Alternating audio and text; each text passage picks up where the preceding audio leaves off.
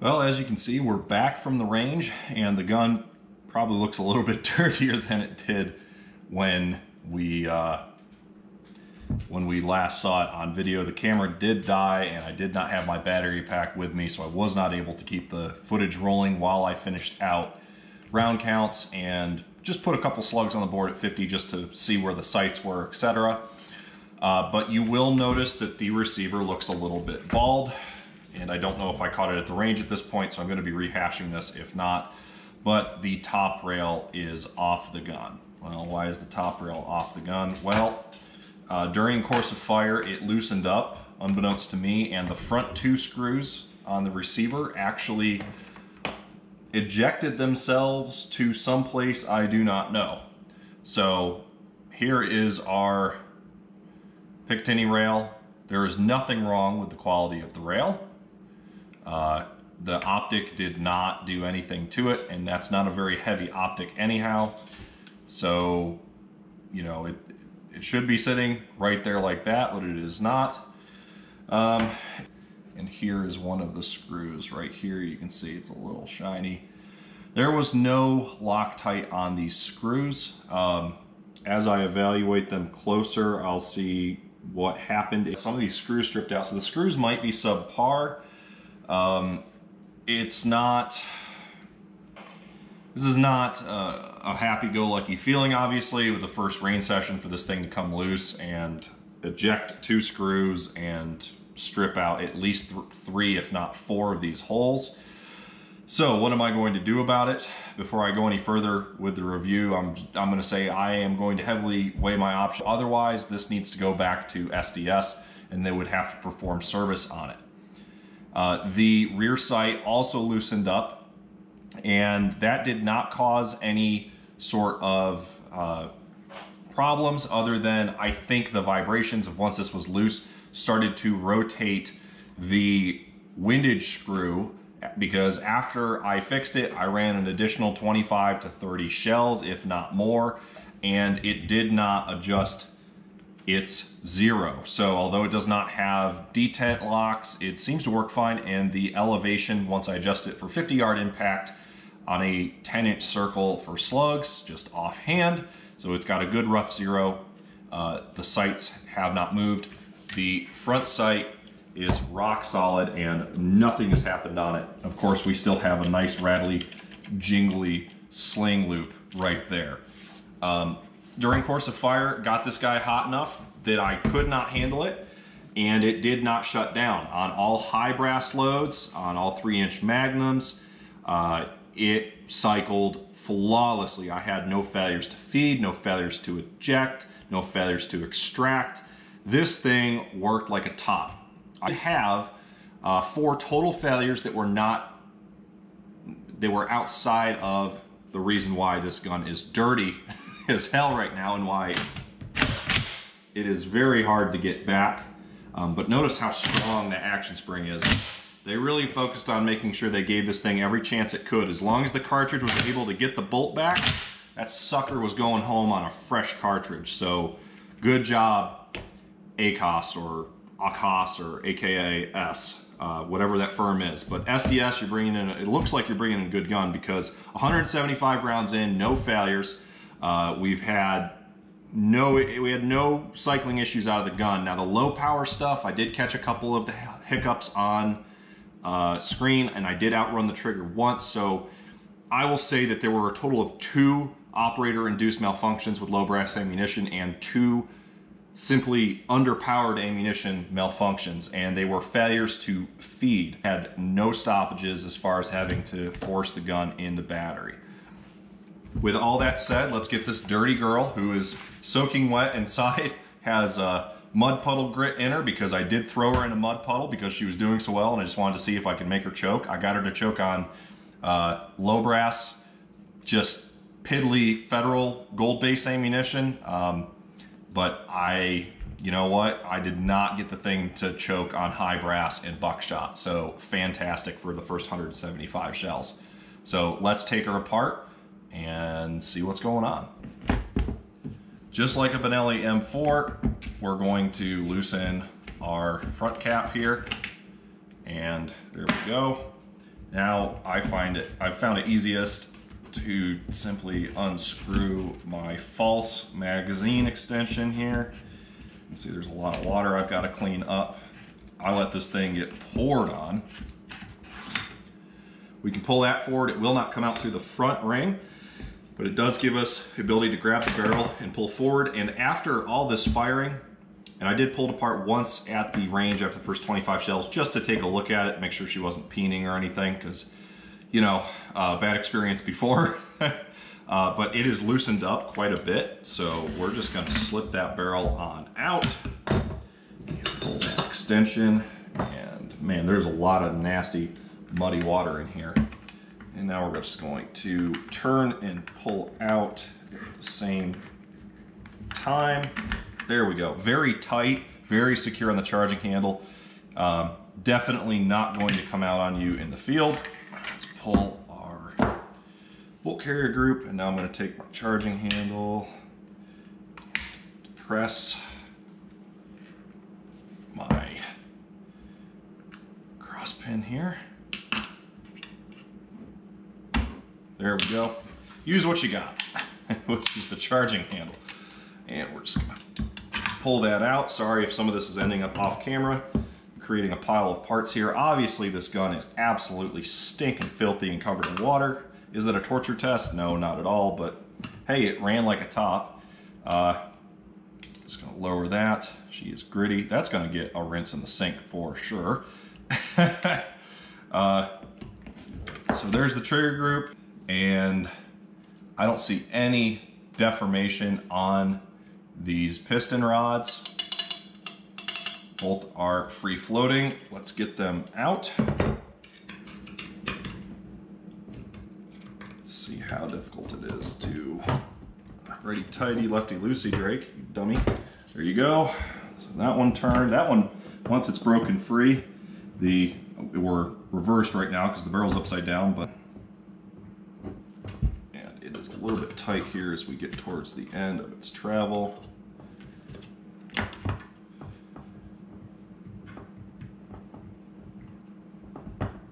Okay, that O-ring kept her in there nice and tight. I see no problems with this piston cap and bleed valve. Let's take the piston out. Other than being filthy and wet, we can see that that piston rod is looking mighty nice, and yep, wipe down is going to be super easy because this has been plated. No deformation, no change in shape on that piston tip there. Everything else is looking great. That wipes right down. I'll spare you guys the cleaning. We don't need to see that. There we are. Okay, that wasn't part of the O-ring. I thought it was. Just unburnt powder and crap stuck to the end here. All right, let's take a look at that piston. And same story. Let's wipe her down. Yeah, she's cleaning up. No deformation, no problems. Looks like there's a little bit of chipping or finish tarnish or something. I can feel it. It looks like it's just plating that didn't quite take, but I'm not seeing any deformation, and it doesn't look fresh. It's probably something I didn't see when I first disassembled and cleaned the gun of packing grease. We'll keep an eye on that, but it hasn't impeded function. We have no wear from the piston striking anything on the barrel here. Let's see. Barrel cleanup, just wipe out there. Yep, definitely better looking than that Charles Daly was when I received it. Even finish, easy to clean up. That is fantastic. We're gonna set that barrel to the side. Let's get into our bolt group now. We have no deformation. Hope we can see that on camera. We've got no deformation on the rails. Just wiped it off there. Just some marks from the pistons. I hope you guys can see my hands. It's kind of hard to tell with a black gun, but this thing is absolutely filthy. Just awful. Absolutely awful. I mean, it's my fault, but one thing to note is that this is a little bit loose without this O-ring. This would definitely work out, but that O-ring is not damaged. It looks to be cut properly. Looks close enough to a Benelli to me. How'd we fare? Looks like we fared pretty well. Just some dirt and carbon residue and rainwater. That cam pin doesn't want to come out. No excessive wear on our cam pin. That looks great.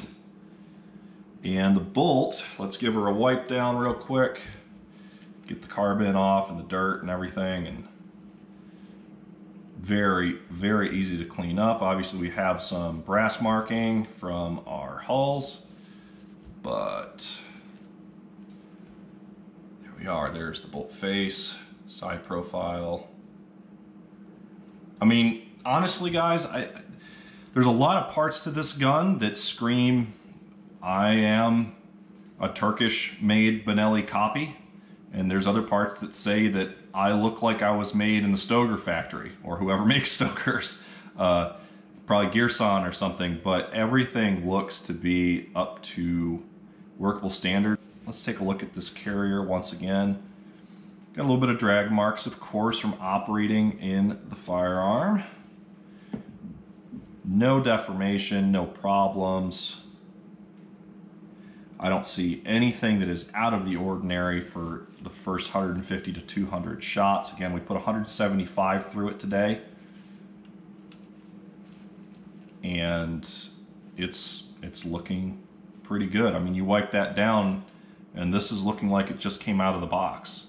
So, well, other than the drag marks on the bottom, of course, but that's pretty awesome. Definitely a sign that things are going well. Let's take a look at our trigger group here.